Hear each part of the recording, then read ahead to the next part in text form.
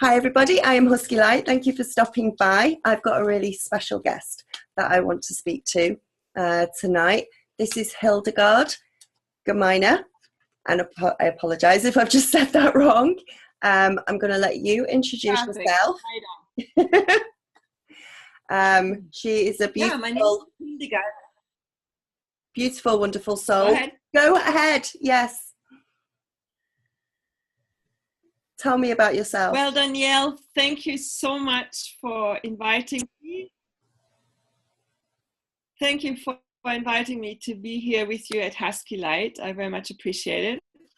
I don't know if you've heard of walk-ins. I'm a walk-in from Andromeda galaxy. Home is BOTES. I know about walk-ins, but I want you to share your story because this happened quite a while ago, didn't it?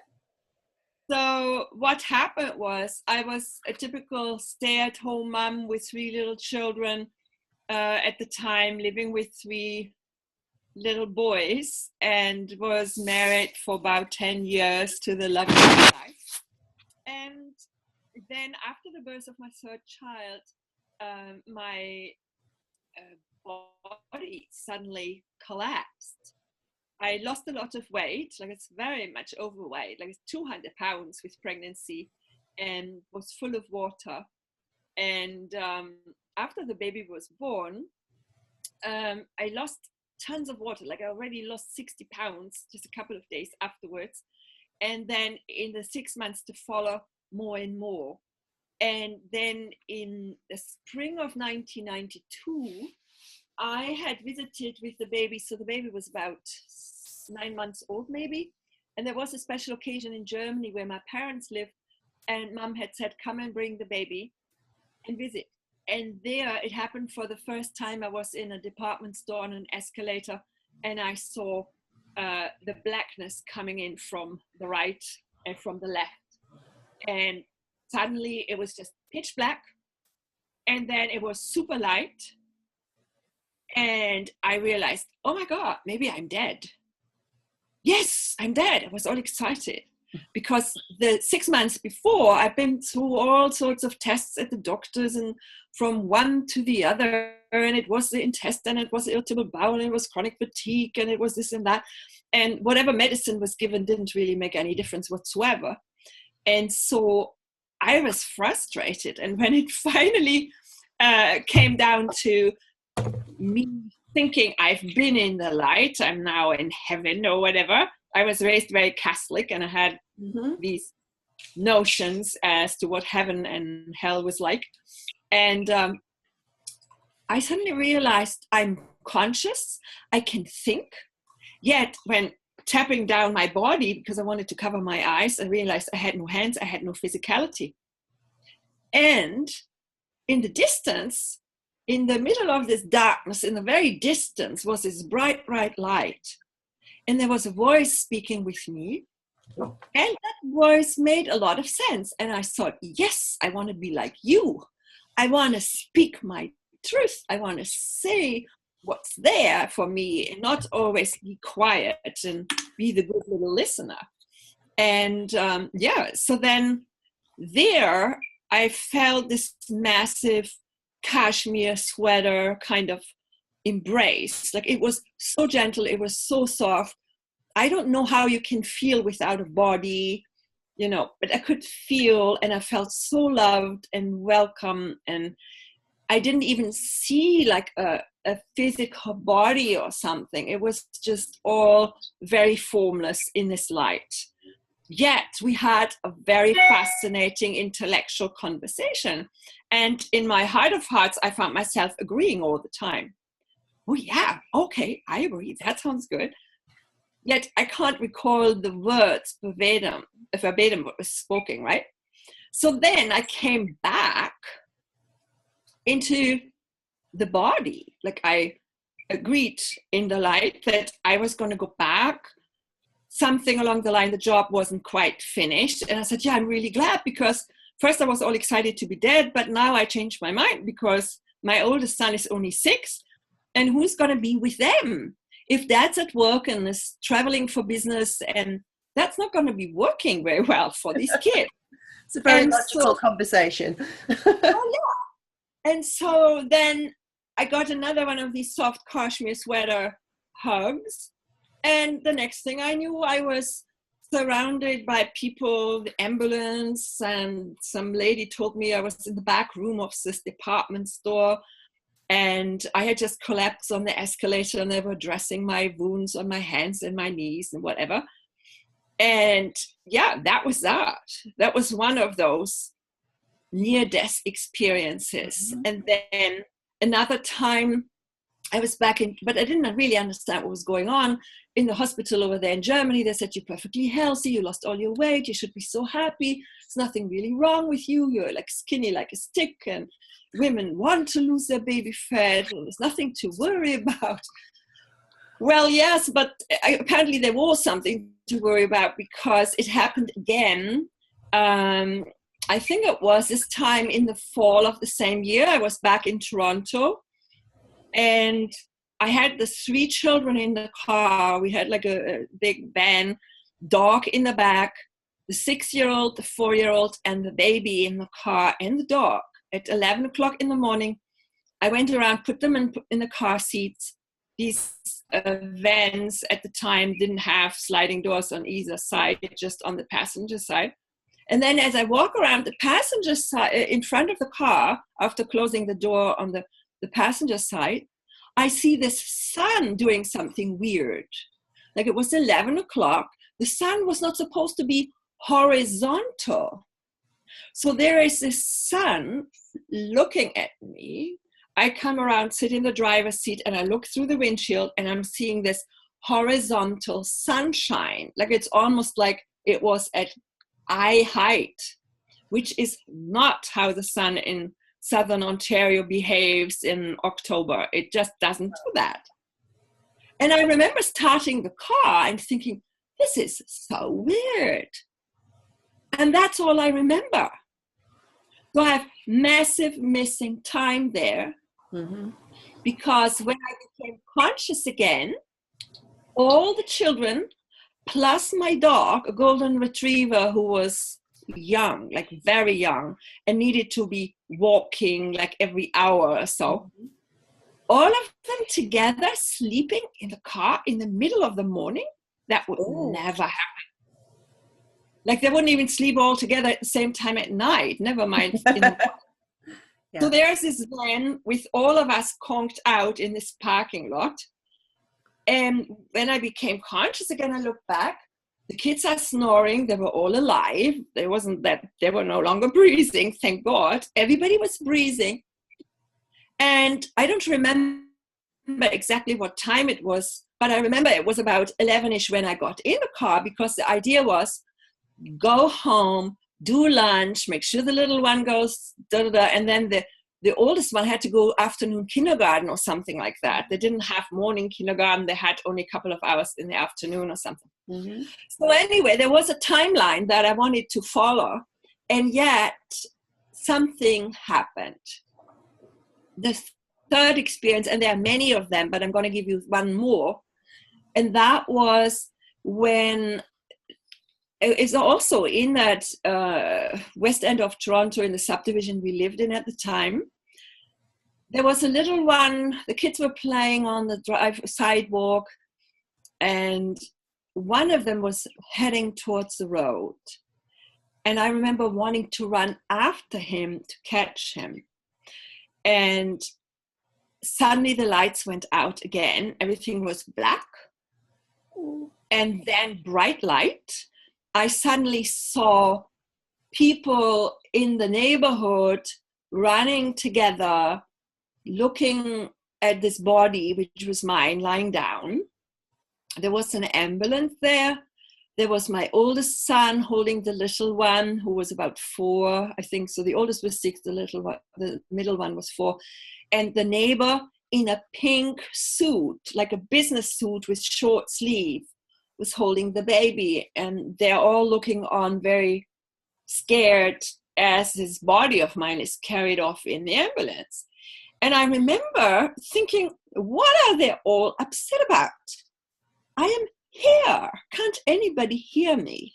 And then the next frame, like I like in my experience with movie frames, you know, so many frames a second. Mm-hmm. And then I was surrounded by 12 incredible beings. They had shoulder long hair like you, straight, platinum color, like I have white hair, but it doesn't come even close. Mm-hmm. It was so shiny, so brilliant. I don't know. That sounds familiar. Out of this world, literally, right? And the skin was flawless. There was not a wrinkle, no blemish, nothing. Mm-hmm. And the eyes were about twice the size of ours, almond shaped. The hair was divided in the middle. And the people there were 4 of them. They seemed to look all very much similar. Were they black eyes or were they really blue eyes? Or I think the pupil was bluish. Mm-hmm. And there were 4 to the right, 4 to the left, 2 by my feet and 2 by my head.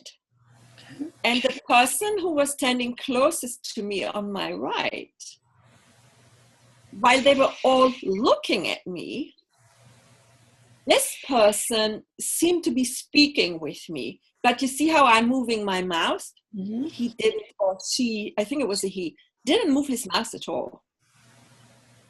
Yet I could understand what he was saying. And here's what he was saying. He said, you're a consciousness scientist from BOTAS, constellation BOTAS, Andromeda Galaxy. Thank you for volunteering for this. We are going to downstep your 7D essence energy into a 3D body. It's going to be a bit tight and tense. However, don't you worry. We will help you. We will be there for you all the time.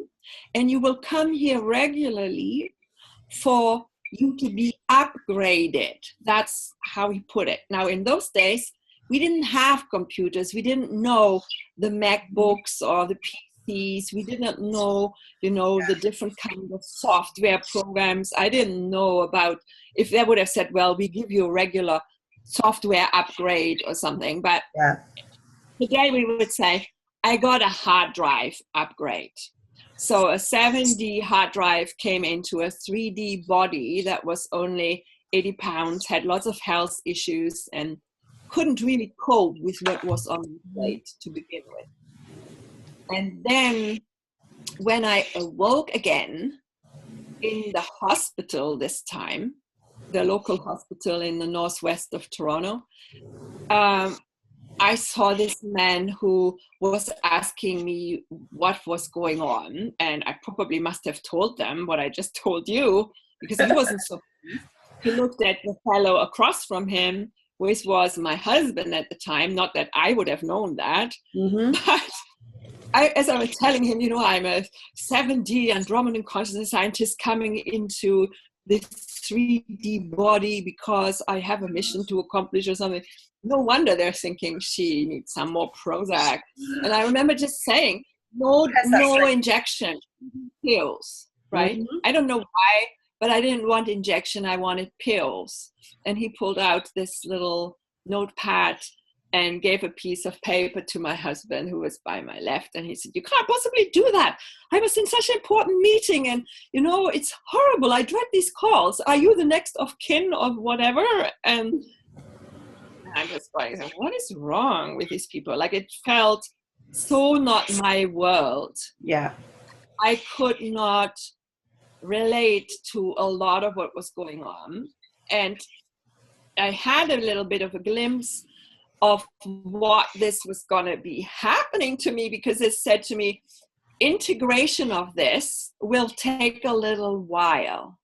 Yet, you may not want for anything, you may not get everything you want, but you will not want for any, you're not missing anything, right? You may not get everything you want, but you will not miss anything.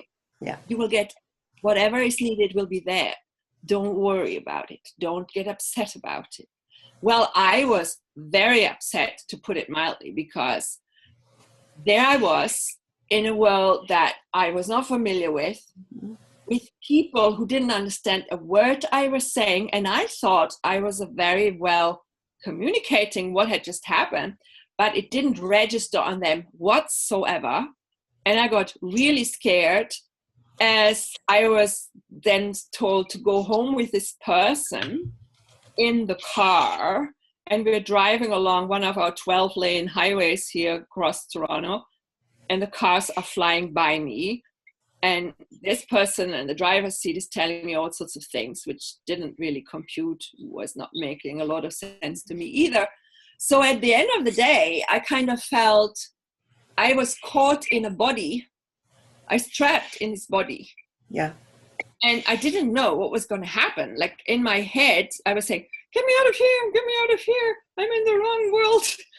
Get me somewhere where I have people that understand what is going on. Somebody tell me, right?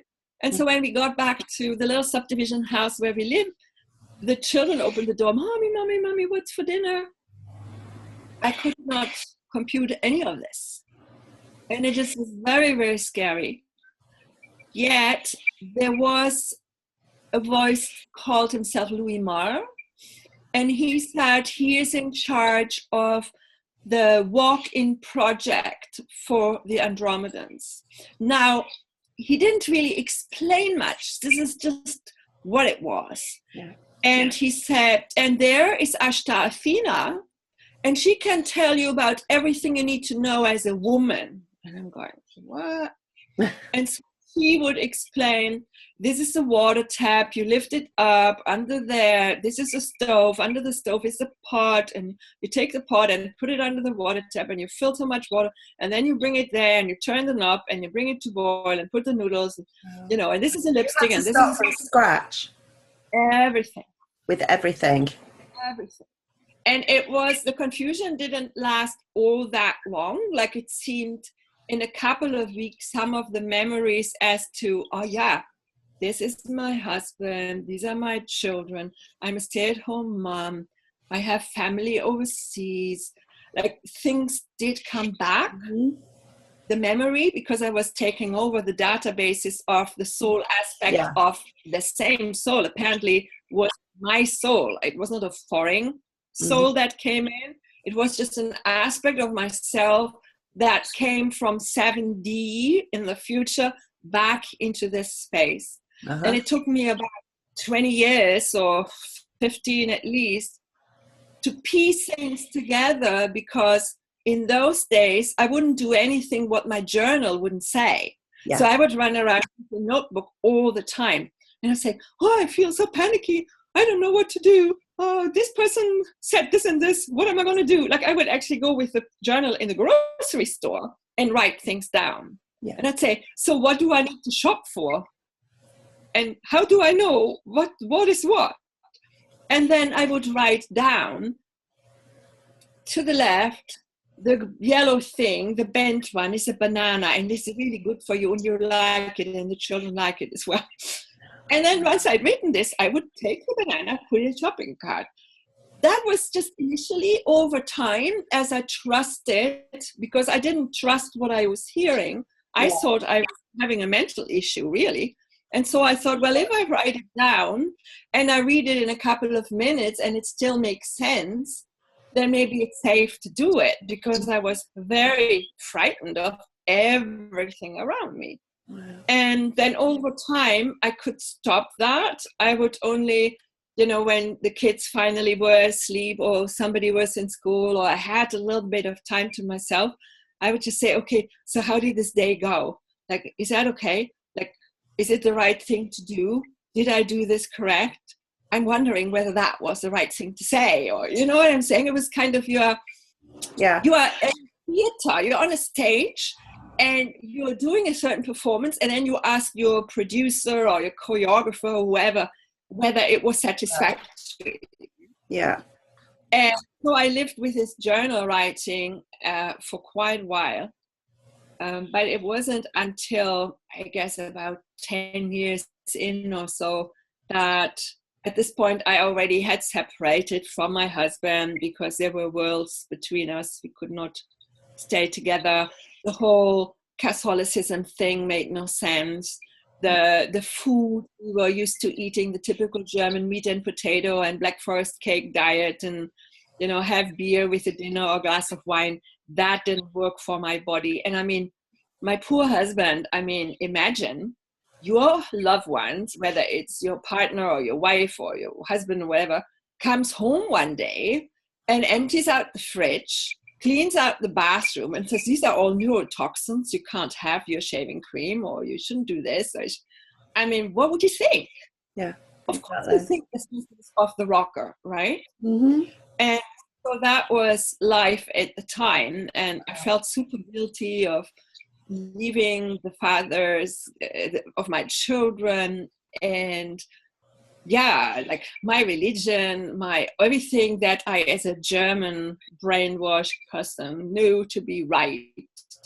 I went against everything, Yeah. And then when the kids were very ill, I realized no more vaccinations, no more chemicals. Everything that has paraben, lauryl sulfate, parabens and stuff like that, don't have it. No more household cleanser, no more disinfectants. You need to paint your house, find something that is not off-gassing. None of this I was aware of. None of it. Yeah. Yet when the student is ready, the teacher showed up, and so I got involved with a diverse group of people who provided me with organic household cleansers or essential oils. Or I learned about that I actually had a colon and a kidney and a liver, and I needed to clean these organs because as I was taking higher vibration in, it wouldn't stick in my body unless I make room for it. It's much like you have a glass of Coke and you want to put, water in it. You need to put a lot of water to flush the Coke out first for the new substance to stick. Now, this cosmic energy obviously is not a substance. However, it's in some way, it's the same kind of principle, Yeah. So it took a huge change also in the children's diet, in the way we did life in general. I became very selective as to what goes into their mouth and onto the body. One of my children had been labeled that, he probably would never learn to read, and, these labels, ADHD or whatever. And I intuitively knew that there was no such issue. Yeah. I just felt that he could see things that others couldn't. And I know at this point, I knew I was seeing things others couldn't. And that's why I didn't seem to fit in up there. Yeah. So I'm not going to go and have them drug my kids and stick labels on them, and eventually had to take all my kids out of school and took whatever savings I had, put them in a private school for about a year so that they could, life would slow down for us. Okay. Yeah. Suddenly we didn't have to constantly fight with the teachers. I got a call all the time. So-and-so need to be picked up, or this guy is asking too many questions, or he wants to know children that are really awake, and I raised them to ask questions. Yeah. And that didn't fit the program, right? The curriculum will just want to put kids in a certain box, and it's not the fault of the teachers either. No, it's a system that doesn't allow the child to be a child. And so I had all these run-ins with the system, and I said, okay, well, I signed a piece of paper. Here's my $20 to a lawyer, whatever it costs for my signature to be verified. Kick my kid out of school. I don't want the drugs. I don't want the medication. I don't want the vaccination. And I mean, now, almost 25 years later, a friend took me to see this movie, Vaxxed. Oh, have you seen that? Oh my God. I mean, it's a good movie, but it's horrible because you see perfectly good children develop normally, and then after they get their vaccination shot, They are just hit the head against the wall. They forget to talk. They can't walk.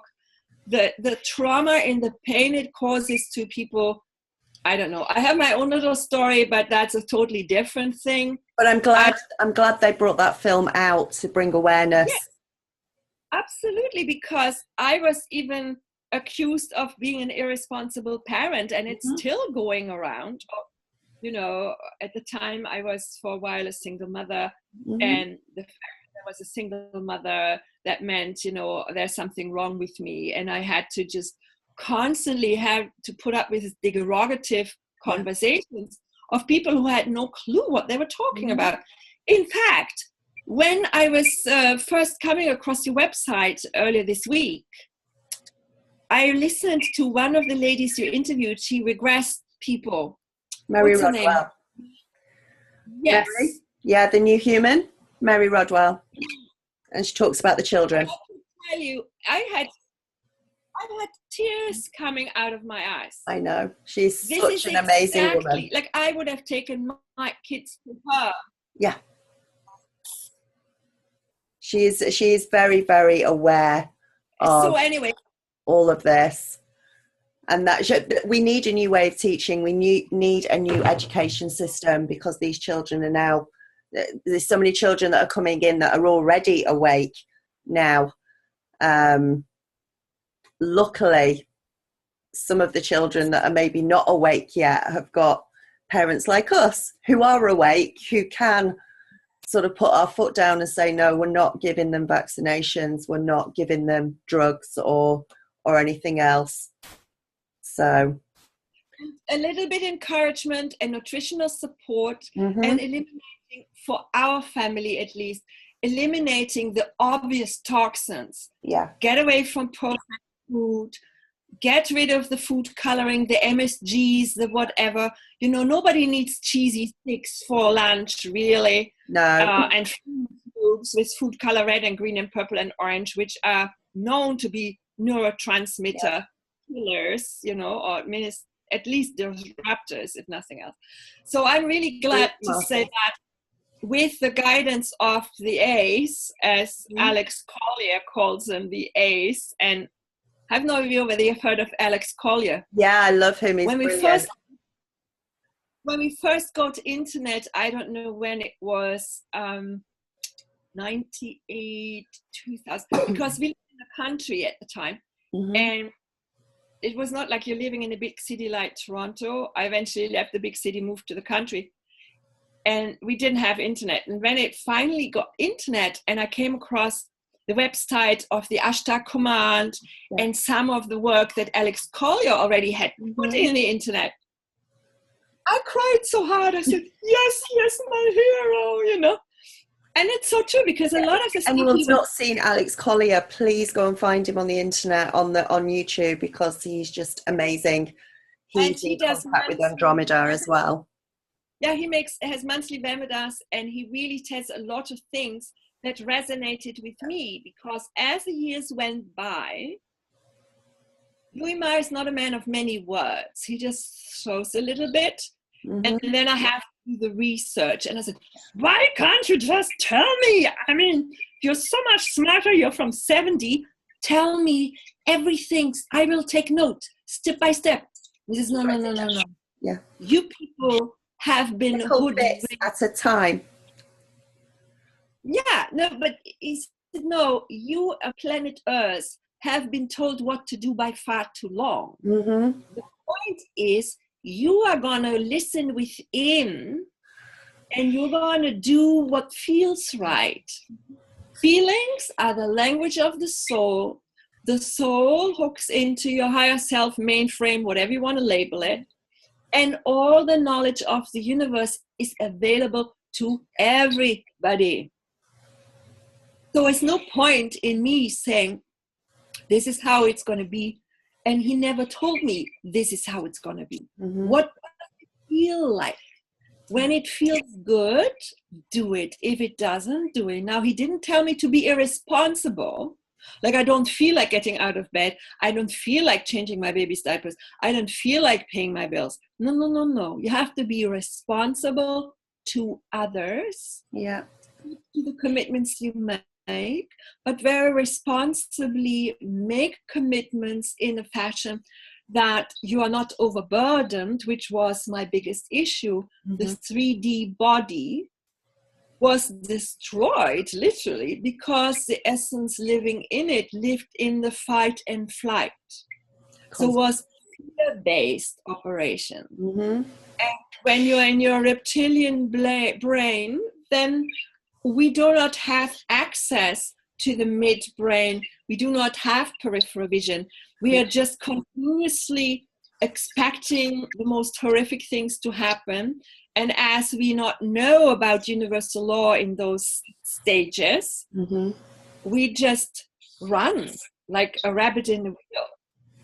And in this state, we are operating on fear. We are motivated by guilt, shame, blame, judgment, criticism of self, and criticism of others. And obviously, it was everybody else's fault what was happening in my life, mostly my then mate, who I was married to.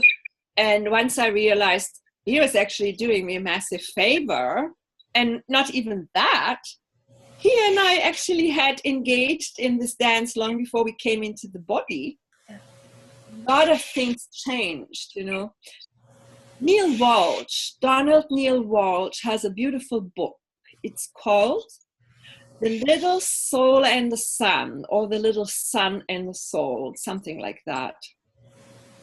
Okay. And in it, without giving the whole plot away, it explains that if you consider we are all part of a perfect creation, the creator, or the isness, as Alex Collier says, the age of God, the isness. So if this is so, that we are all a part of that isness, and everything is created in perfection, how can you learn to be forgiven? And so Neil Walsh's book is all about that we engage everybody in our lives, all the players, the ones who help us, hurt us, hinder us, support us, hate us, love us. We all engage them. Yeah. Whether we like it or not. Okay? And in that, we set up this theater for ourselves, this classroom, whatever, where we then can become aware of who we really are. And who are we? Well, my definition is I'm a non-local field of consciousness simultaneously existing in different dimensions. Oh, I love that. I love that. Say that again. So I'm a non-local field of information simultaneously existing in multiple dimensions all at the same time. So as I'm sitting here talking to you, I am simultaneously doing something else, but the I is a label maybe for the persona. But then there are those who say the I am is all that is, right? It's the spark. Everybody has this creator. Spark of the creator. So, wow. What do you find it very interesting that now. Go ahead. I was going to ask, did you ever, or did they give you a reason for that essence of you from Andromeda walking in and doing this walking with you? Was it specifically, and they said it was an Andromedan project. So what was the main aim of this project? Was it for the Andromedan essence to experience life here on Earth, or was it for that part of you to spread the knowledge or make other people aware of? Do you know what I mean? What was the reasoning question for it? What's the purpose behind all of this? Yes, the purpose. And it is so and it was not explained like that because it was my job to figure it out. Remember, it's like just a crumb, and then you do the next step, and then you get another crumb. Yeah, a crumb. Yeah. And another synchronicity happens, and then you start reading Michael Talbot's book, The Holographic Universe, or something like that. Okay, or this is how guidance works. You know that, and everybody on this path has similar experiences. However, what I've concluded over the last 2 decades is this, and it was told to me in a journal once as well, probably though 15 years in, that the image of an apartment building was given. Imagine a 125-story building. Okay. And on each floor represents a different state of consciousness. Mm-hmm. And in the 7th dimension in Andromeda, people have unity consciousness. So the latest scientific discovery is instantly known to the baby that's just being born this very minute, or the 5-year-old, or the 100-year-old, or whatever. And Andromedan that I have been dealing with, I was told, have a lifetime. They can get 2,000 of our years old, or 2,500. Right. Yeah. And children go to school for 250, 500 years. And everybody is educated in everything, in farming, in science, in, biology, and chemistry, in everything. Mm-hmm. And every person, every individual is looked as a valuable part, considered a valuable part of creation. Of the whole. Mm-hmm. And even the most knowledgeable scientist will look for the young to be given information, because everybody knows that everybody has a piece that somebody else needs. Yes. And in our society here on planet Earth, especially when I initially walked in, I didn't understand why people would just lock up their young somewhere, like to me, like a school or a daycare, or to me, it just made no sense at all. Why would they not be with their offspring? Mm-hmm. Like, I knew I had to be with them because it was my cosmic mission, whatever.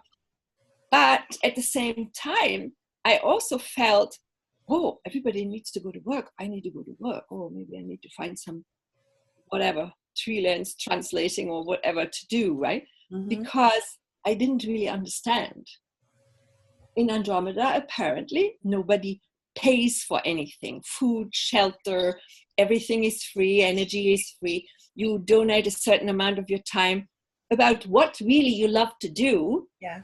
So in my case, it was really working with kids, because I thought, in observing the children, I learned about the world the way it really was, not about the world that I saw on television or these adults around me was talking about, because they didn't seem to make as much sense as the little kids did. Mm-hmm. And so when I asked, so why am I here, and why did I come here? Why couldn't I not just be a single person, or, why could I not just be put in a nice apartment all by myself? Why was I with these kids and a dog and this man and blah, blah, blah? And plus, the project that I'm involved in is to bring self-love back to the smallest denominator, one person at a time. I need to learn to love and honor myself and take care of this temple.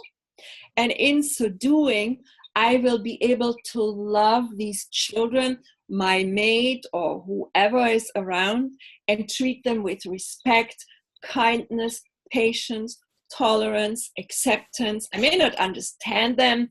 However, I must be accepting and respecting them.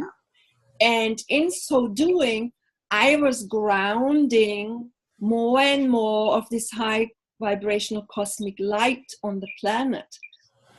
And the reason why this was necessary was, they said, about the mid-40s, or whenever the human race came up with the nuclear bombs,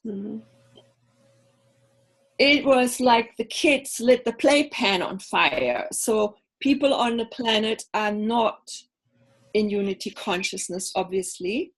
And so with us playing with technology and how we got the technology is maybe a discussion for another time, but most people who are in this journey will know, off planet, people gave us technology, did an honest trade. I don't necessarily believe everybody was supposed to be used. Yeah, was not supposed to be used. What it's being used for. And these higher department store floor, let's say, I think they are 3 or 4-dimensional entities that did not break universal law by giving us this stuff. They just wanted to have human DNA, or wanted to figure out whether they could clone their species with ours. And deals were struck and everybody agreed to it. I don't know why people get all upset, or the next enemy is probably the aliens. And I'm going, look at me, dude. The aliens are here a long time already. Picking up. We're here. That's it. We are it. If this planet is going to survive, it's up to you and I and the person down the street. There is no big ship coming to say, come on, you people, we rescue you. And if it is, do not get on it, ever. I'm sorry? If there is a ship that comes down, if there is some sort of supposed invasion or it's fake. It is fake. Do not get on it. I mean, the military-industrial complex for sure has technology that you and I don't know anything about, right? Because we don't need to know. Don't be fooled by that. Exactly. Now, the Andromedan project of bringing walk-ins into this world, and that apparently started, I was born 59. I like people to know how old I am. I'm very happy to be. Yeah, because you look amazing as well. You look near your age.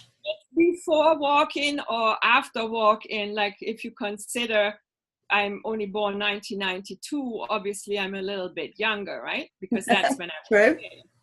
But we have to realize that having kicked around on this planet for a bit is valuable. Yeah.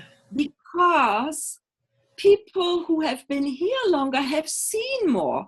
Yeah. We can see history repeat itself. We already understand what people like David Icke is talking about, problem, reaction, solution model. Yeah. You can get the herd spooked long enough and they take the bait, hook, line, and sinker. You can lock them in a prison and they don't even know they are in one. And that is, again, the reason for the project of bringing walk-ins in. Now, Andromeda is our neighboring galaxy, and there are people in this apartment building, let's say, of consciousness. They are creating planets. They have the ability to impact solar systems, just like we have impact on, blowing a building up or building a new one. We can plant a garden or destroy it and put concrete over it. So depending on the level of consciousness, the knowledge that these species have, they are able to move the moon, no problem. But we, in our 3D nailed up awareness, where we are still having programs running that has us worried whether we look the right way or have the wrong hair color, it's very difficult for that consciousness to understand that we are part of a bigger cosmic program. And the Andromedans are working with other civilizations, other level 1 people, societies, I don't know how to properly word it. Palladians, for instance, we're living in the mediumic age. Meaning we have lots of mediums, and a great many of them channel information from the Palladians or Palladian. I don't know exactly. Everybody pronounces it different.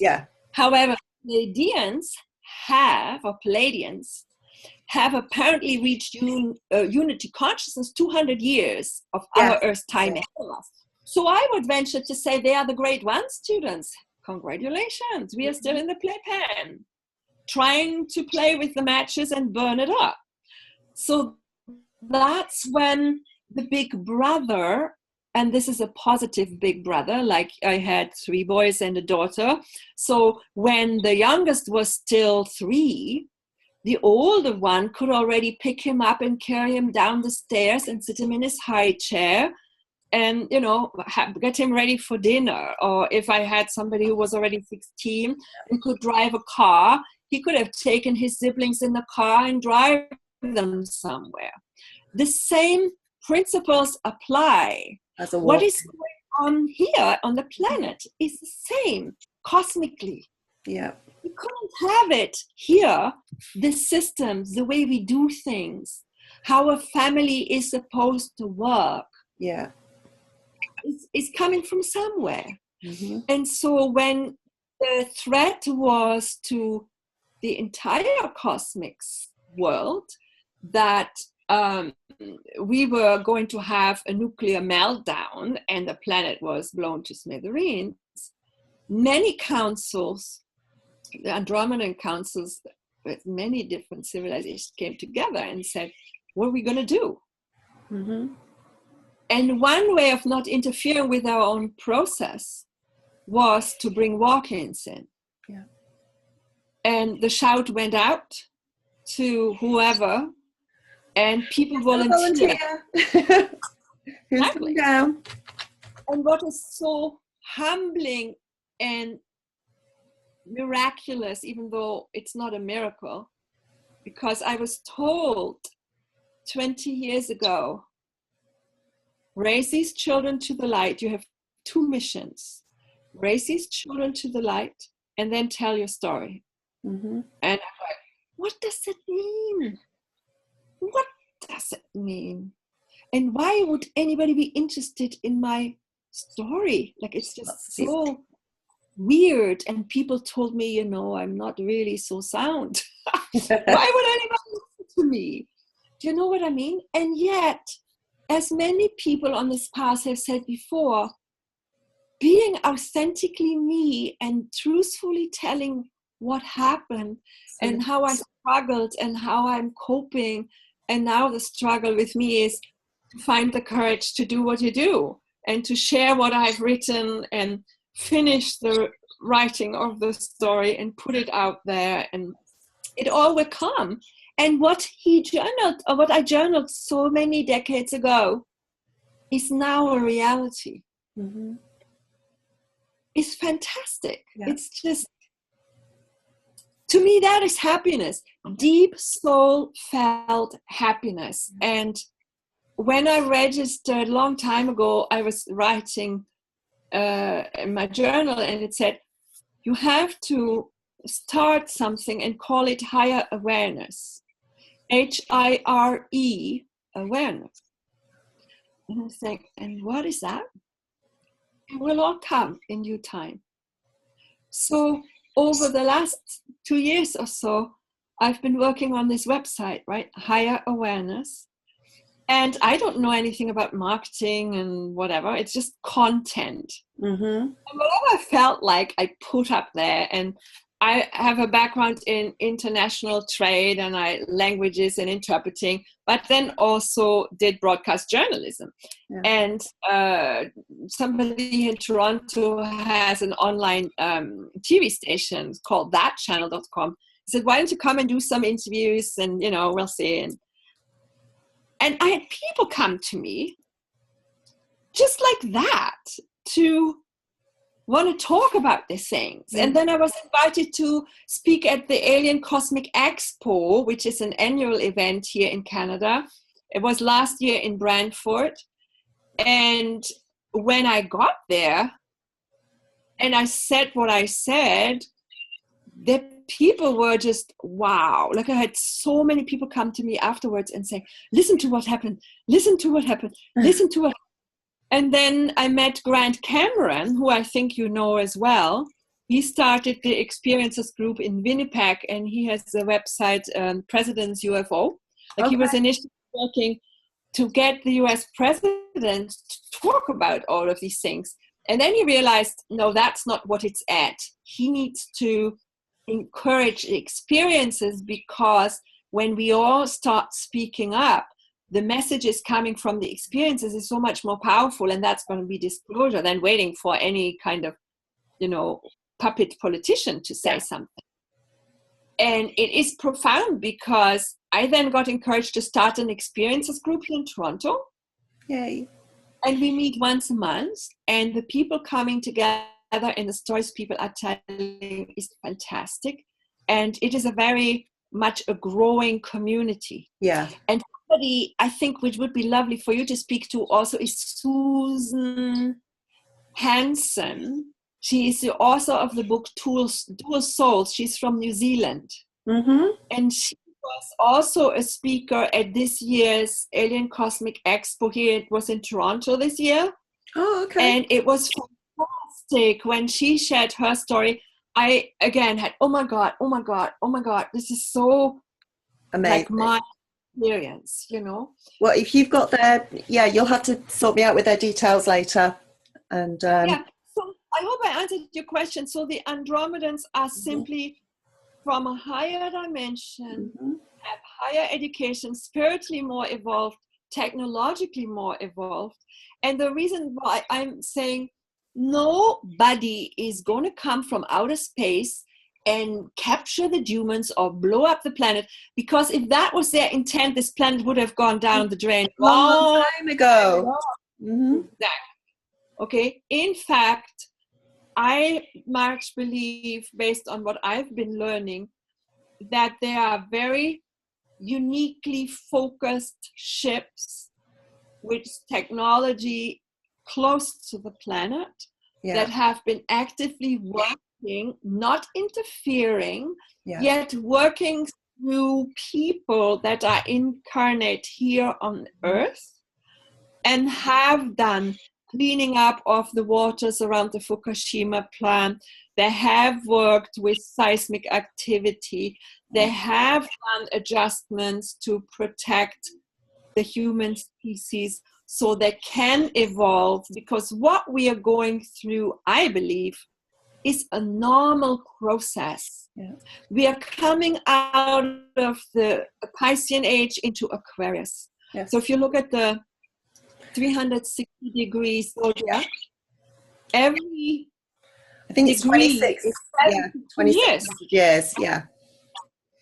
So we have 27 years for 1 degree on the zodiac. Mm-hmm. So apparently we are not even completely into the first degree of Aquarius and see the shift going on. And every cycle, there will be souls that will then have the opportunity to stop incarnate here, and they will populate different planets, different parts of the cosmos or the universes or the omniverses. And so there is a system that has been created that goes way beyond my understanding, yet the knowledge that I've been granted from my contact with the Andromedans has always put my heart at ease when I was stressed out and, oh my God, how's this going to work? And will I ever see my daughter again? Or, when you have these times when children are not necessarily aligned with your worldview, and especially when you're going through separation, which is sometimes really the necessary path, because everybody needs to find their own way. Will they be resonating in love, or will they be resonating and operating in fear? Are you in possibility, or are you going to go and buy into the gloomsday vibration? Right? And then it's always good to have that little bit encouragement, or as the circle of friends is expanding, it's now easier because I can just call you, or I can call a friend at a different part of the country or the city, or go visit with somebody, because now we are beginning to build this network of people of like mind. Then when we have a down day, it's much easier. It is. We've got these connections. Yes. And as we develop more of what we really came here to do, and for me, it's intuitive awareness consulting, which is really me I have that ability to hear in the way people speak where their consciousness is at. And then That's sort of bio resonance. That's something that is bioresonance. It's that, yeah, like I don't see things, like I can't even see auras, right? But when I close my eyes, I see things. But it's not auras. It's not like the people standing there, or I just feel I'm clairsentient and clairaudient. Yeah. I'm clairvoyant, but my clairvoyance works that I see patterns, like I recognize patterns, and then I see these movie frames hushing by. Mm-hmm. And initially it scared me a lot after I walked in, because I saw that a lot of people don't have a lot of their essence in the body. It's almost like there's just this tiny little string of energy coming through them. And I was scared, I think for a while I didn't even drive the car, because I just got so much information coming in. I didn't know how to process it. Yeah. It was very overwhelming. Yeah. And then over time, I got messages through songs mostly. Yeah. Certain songs came on the radio, and it helped me. Mm-hmm. It was very interesting, like Hero. There was a song by Mariah Carey. Oh, yeah. Yeah. Or later, there was a television show even called Hero. Heroes. Yeah, I remember watching that. The kids with a special ability. And so over time, and then books fell off shelves, and I bumped into people in grocery stores. Yeah, you just happened to have a piece of the puzzle, happened to have the right information. Exactly. Just and as you were asking. These little things then would give me hope, and I would move forward. And the most exciting thing actually then was when I heard for the very first time something of Alex Collier. Yeah. And it was such a lovely soul. It was so nice, you know. And I think once I had a pillar of light showing up in the middle of the night. And why would I wake up at 4 a.m? And there is this pillar of light. It didn't say anything. Normally I hear things. Mm-hmm. And I just felt awe. Like I was just, wow. Nothing. Like there was no fear. There was no panic. Mm-hmm. There was just, wow. And then another time, it was like a rectangular box across the ceiling. Yeah. Incredible light, you know. And so I'm always saying my life is magical. Mm-hmm. I am just here to be a child of the sun. I'm here to sing and to dance. It's like a song I've been hearing in my head for so long. And just be who I am. And in being who I am authentically, most importantly, like everything I've learned, I think is not as important as what I learned from being a mother. The fact that now these children are grown and we now talk about things that go back. Oh, Mom, remember when you said that? And listen what I read today. It's so fantastic. It's the biggest gift I could ever have, you know? And hopefully I live long enough and get it together to write my story and get my things published. And whenever people call me looking at my website and say, listen, Hildegard, you are the only person that can help me. And I'm saying, well, that's a mighty burden. I don't think, what am I going to do? Responsibility for somebody's shoulders. But because I don't know what I'm doing. I never know what I'm doing. It's just, I get the guidance. The person says something, I get the guidance, I pick things up, and then I describe pictures. Yeah. And then based on my own journey, I'll say, no, maybe this relationship is not a 3D relationship. Maybe it's so difficult and so unusual because maybe you had 1,000 lifetimes and maybe you're meeting your twin flame. I don't know, yet here is what comes for me. And then when I say things and people act on it and then later email and say, whoa, this really helped me, I'm going, yeah. I just we spoke the other night, didn't we? And you sort of woke up and went through your awakening and had the walk-in and everything, and then it was years later that you realized you were a twin flame as well, which is a whole sort of other story, but that came through as well. Yeah, because that journey is very unusual. Oh, tell me about it. But it's, again, that unusual because every 100 years there are a certain amount of souls that decide to incarnate in the same dimension with their twin flame.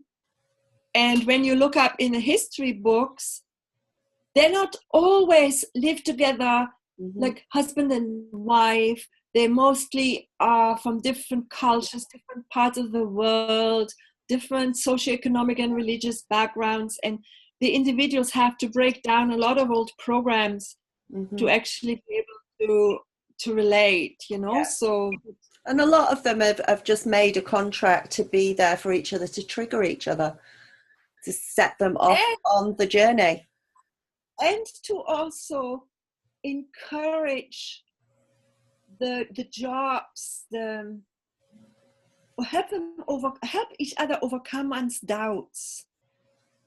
Absolutely. Because I remember my family was really wonderful. My grandmother, I grew up on an extended family on a farm in Germany with loving grandparents and parents and brother and sister, and we ran around meadows and I climbed trees and I hid in the big grass because as a child I heard voices. The clouds were performing theatrical productions for me, and the grass would talk, the tree would talk, the cat and the dog and the horse would talk. And yet, whenever I was talking about that, there was no response. Not because my parents didn't want to acknowledge what I was saying, yet they didn't know because they were in a specific mindset and the vibration was much different. They didn't have that much cosmic energy.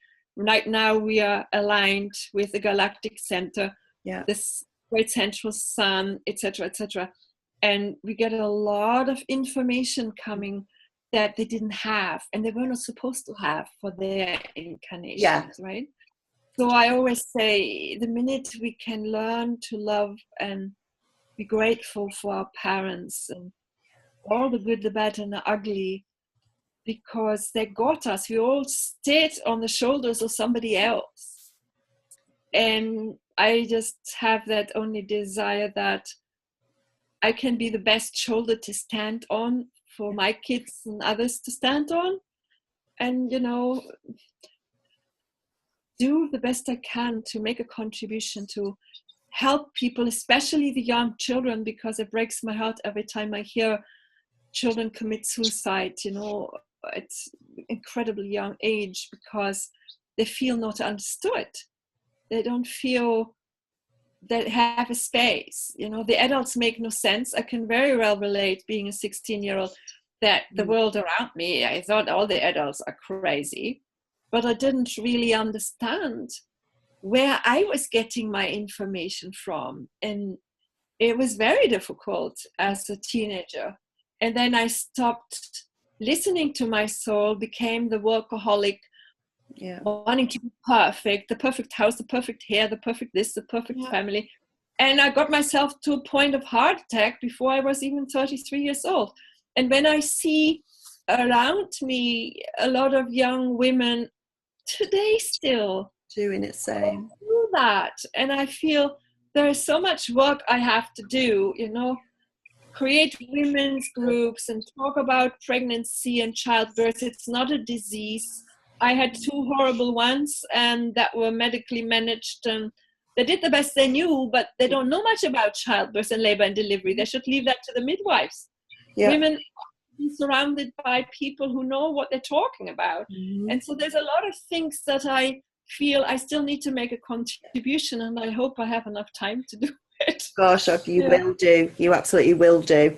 You'll get everything needed to be done in divine timing. So it's Higher Awareness, your website, and I'm going to put all the details down below for everybody who wants to get in touch with you. Can I put is your email address up on your website? It is, and there's a contact page, or it's Hildegard, so Hildegard, yeah, at Higher Awareness, and that's HIRE, like by yourself awareness. Yeah, or higher. Why is it higher as opposed to HIGHER? I think it's about the message there is reach out. You can buy yourself a whole new sense of awareness by reaching out and talking to somebody. Right. You know, whether they want guidance from the tarot card reader or regression therapist, because it's about getting to awareness. You can't blame anybody for never having experienced snow because they grew up in Africa. There's nothing they could do about it. Mm-hmm. But you can go to part of the world and experience snow, and you can learn about it, you know. Exactly. So higher awareness too, I think that's at least what Louis Ma puts it, is about hopefully going to be the website where there are going to be resources where you can hire yourself somebody that can teach you about nutrition. You can hire somebody that can educate you on how to heal your body. Like I want to put things up like the Cash Foundation Spaceship Institute in Bari, Italy. Okay. Yeah. A link to your site, a link to the lovely lady who does the regression, Mary, right? Yeah. Definitely will be different resources that can be brought in for whatever somebody. And then very specifically also for what I know is available in nutritional support or in support for children with special needs, or for women who are struggling with health challenges. You know, there are alternatives to hormone replacement therapy. You do not need to necessarily have a lot of the surgeries, even though you might have a cyst on your ovary. There's other things. And so I have all of that stuff in my head, and I want to put it out for people as a resource, because I think as time goes on, people will wake up, they will need information, and there is a soul group attached to you, a soul group attached to me, and my responsibility to shine my light. This is at least how I interpret it. I'm shining my light for somebody else to get the next step from, you know. There was a lovely gentleman from Germany who did a long testimony on my website. And he said something like, you are a lighthouse. And I think we all are lighthouses to somebody else. And sometimes we may not even know, because the person is gone. We meet them at an airport or in a store, or we'll never see them or hear of them again. But that's why I needed 4 kids, you see. I needed to always be on my best behavior, you know that. You cannot let your guard down. You always have to be on. And that's what I needed, because I was a very reluctant walk, I guess. Maybe I was resisting more than other people. And I resisted quite a lot. I did a lot of kicking and screaming when I woke up. So you weren't the only one. That's why I thought, you know, maybe I just need to have that many teachers, because to this day, the children are really our best teachers, aren't they? Yes. And I would love to make a bigger difference to them, because it's very difficult to be a young child today. You know, you cannot just be up in the meadow. And no, you can't let them out the door. Mine don't go out the door. You know, many kids live in the cities and parents are at work, and it's very, very challenging, you know. So I hope I can make a difference to make the world better for Yeah. all of them, so that maybe we will view and put human beings first. Yeah. Put the living being first. If we spend less, and that's what I learned as a journalist. The rule number one was follow the money. And when I saw, in those days I had access to databases, which were fantastic. Mm-hmm. And you could look at, let's say, the G20. In those days it was the G7, I think. Look at how much money is spent on destruction. Yeah. Weapons, etc., etc. So if we were taking that, and it was more than healthcare and education of most nations combined. Yeah.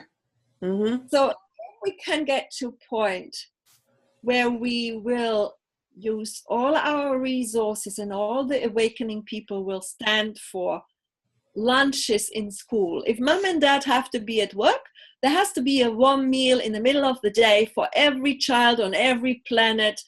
Doesn't matter what color, what your religion. That should be basic. Yeah. And when people work in an office, in a factory, same deal. Yeah. The food in. Food security in one of the richest countries in the world, which is what Canada is, Mm-hmm. is a problem, believe it or not. Yeah. And it ought not to be. It should not be. No. But they're spending so much on weapons and mass destruction and war. Yeah. It's a business. Of your grocery money do you spend on destroying the roof over your head? Think about it. Yeah. No mother will think that way when there's kids to feed. Mm-hmm. And we had an interesting, there's a mayor here in a neighboring city of Mississauga, Hazel McCallion.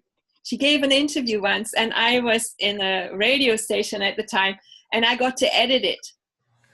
And it was so fantastic because she was in a discussion with our then Prime Minister, Paul Martin. And I'm sitting in the studio with the headset, and I'm editing, and I need to make news clips and whatever. And I'm listening to the story, and the deal was, we need more money. You download from the federal government into the municipalities, the provinces and municipalities. You download responsibilities, but you don't give us any money to take care of these responsibilities, right? That was the argument. And so here's the mayor of Mississauga with the Prime Minister of Canada, Paul Martin, at the time. And I remember this lady, and she was already in her mid-70s, very on in age. And she said, listen, sweetheart, I think she called the Prime Minister sweetheart, there is money in the kitty, but you people just don't keep house. Any mother of a couple of kids can tell you that you can't spend the grocery money on burning the house down. And that's exactly what's going on. Absolutely true. So, but there is hope. I'm very encouraged that because people are waking up, and consciousness cannot be controlled. No. People can, shoot the messenger if they like, but there is a million more popping open. They're just going to get up. Somebody else will get up and shout louder. Exactly. And yeah, I had the privilege of listening to David Icke, as I was mentioning, I think when we talked last, on the weekend. He was in Toronto, and I think he's going to be in Vancouver sometime this month also. And I admired him in the early 1995 when he came out with his book, The Truth Shall Set You Free, which was the first book next to the Cryon books and Bringers of the Dawn from Barbara Marciniak. Yeah. Was like the first things I read. All I had is my journal book, and everything happened in my head. And when I read these books, because we didn't have internet at the time, it was like, oh my God, I thought I died and gone to heaven reading these materials.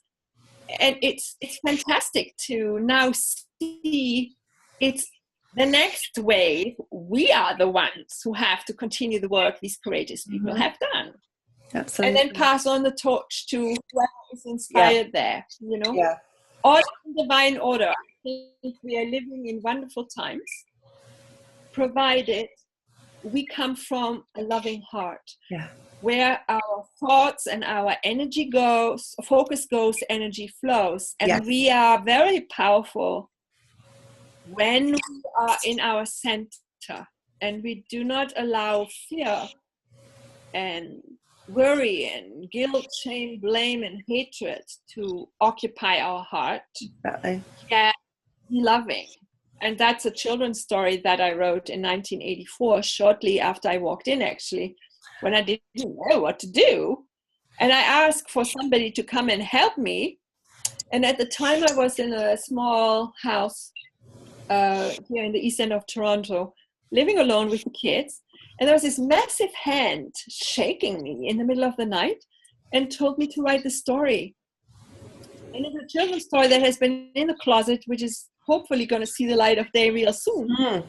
And the take home was, do you have love or fear govern your heart?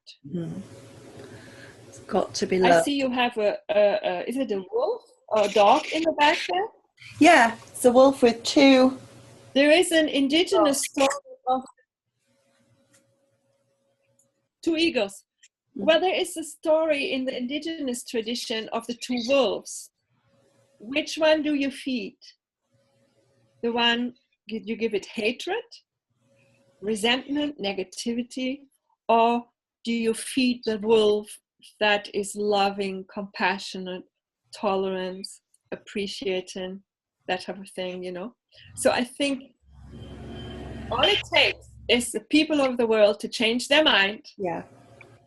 And start to love themselves and stop pointing the finger at others. Because I remember telling the little kids at the time, point the finger at somebody and see where the real problem is. And the real problem is where most fingers point. So there's one pointing this way and count the ones pointing here. Yeah. Oh my God, Mommy, you're saying I am the problem? I said, no, you're not the problem, but you have the greatest opportunity to learn. What choice did you make? Was it a good one? Do you like the consequences? You know, that type of thing. Yeah. So all is well, Danielle. Absolutely. Absolutely amazing. Right. Thank you. I'm going to put all your details down below. Yes. Thank you so much for having me. It's been such an honor to meet with you.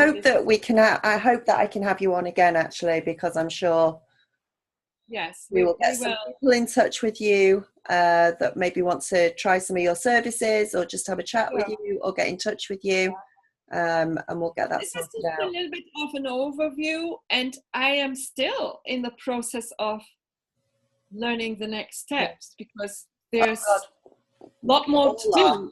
The journey goes on. It's not like I have arrived. You know, I am just like everybody else, a student on the path.